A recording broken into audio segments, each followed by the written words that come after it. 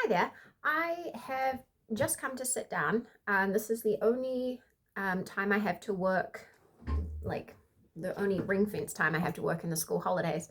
And I thought maybe I would share with you a little bit about kind of how I go about it. So I've never really been very strategic or organized about this stuff. 11 years ago, I started a blog where I would put up blog posts whenever I could. And then eventually I started doing YouTube as well. And I've just kind of followed my nose, all the shiny things like a squirrel. And this year I've decided to try and be strategic. I would like to make my words and my books a business. And so now I'm starting to try and get organized, and running two author businesses means you have to be very organized because I have a very little amount of time. So my family went off this morning. My husband and the little two boys are taking the big boys to camp. They're going away for a camp for 4 days. It's their first time going, so I hope it all goes well. So I've been up since 6 this morning, and that was after a big walk yesterday. So I feel like I've been up forever. So I think it's going to be a very big yoga nidra rest today. However, I'm just catching up on myself, and I thought I'd show you how I mean, this is really nothing to show you yet, how I organize my work. So I just use my Foggy Brain to-dos, which is just a journal I made. And so on the one side, you put the brain dump, and then the other side, you put the to-do list. And as you can see, my to-do list is quite long. So what I've done is highlighted the things that are super important. And so one of those things was actually giving a little insight into how I organize everything. So yay, that's going to be a tick. I'll show you a blank page just in case you're curious. I made it pretty. Look, I love pink. So it's pink. So that's the brain dump list. You can see I've written on the other side very well. And then the my to-dos. It is super simple, but it's just a way to keep it organized because there's a lot to organize now. So I don't know how much you know about any of this stuff, but like every little bit takes time, right? Like film a video, edit the video, upload the video, tell people about the video, write a newsletter, or an email to tell people about the video. And then, for example, writing my books, it's kind of, you've got to keep putting words down, words down, words down, words down. You've got to edit, and that takes a long time as well. And so you've got to edit, and then you've got to send it to the editor, then you've got to liaise about the cover design. And then once it all comes back to me, because I'm an indie author, I don't make a lot of money at this point. So I can't afford any other help than that. I have the cheapest editor and cover designer you can imagine because my brother is very good to me.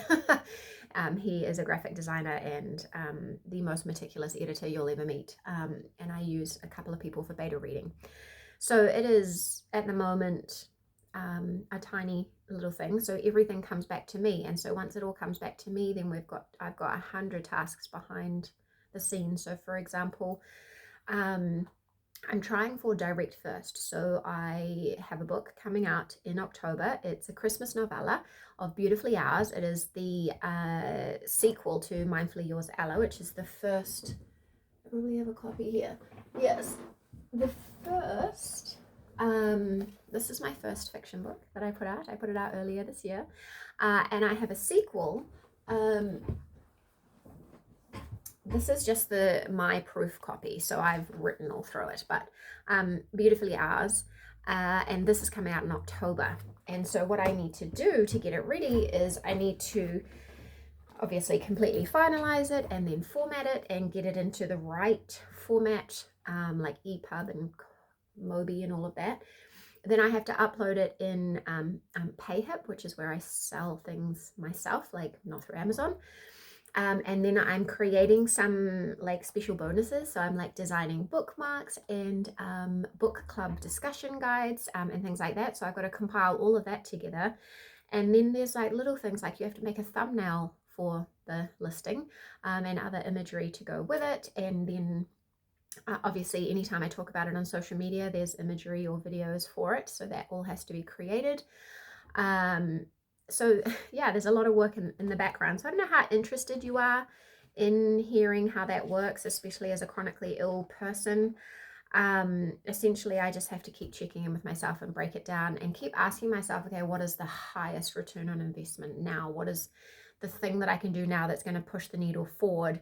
But at the same time, also, like, I do this, I write because I can't not, I love it. And so it's also about what is driving me passionately. Like, obviously, if you're not feeling well, if you're tired and your heart rate is playing up and you're hurting, then sitting at the computer is not the most fun or easy thing to do. So you have to have that passion driving you as well. So that is definitely there. But anyway, so I will now get through, I'll work through my highlighted list and do those things, film another couple of videos while I have no children in the house, and that's me for the day.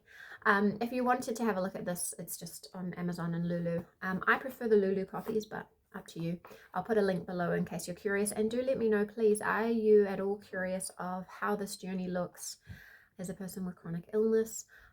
Obviously it's like complex project management, so it's not only about writing books, but anyway, let me know, because I don't want to make you videos if you don't care. And if you have any other questions, let me know too, and I will talk to you again soon.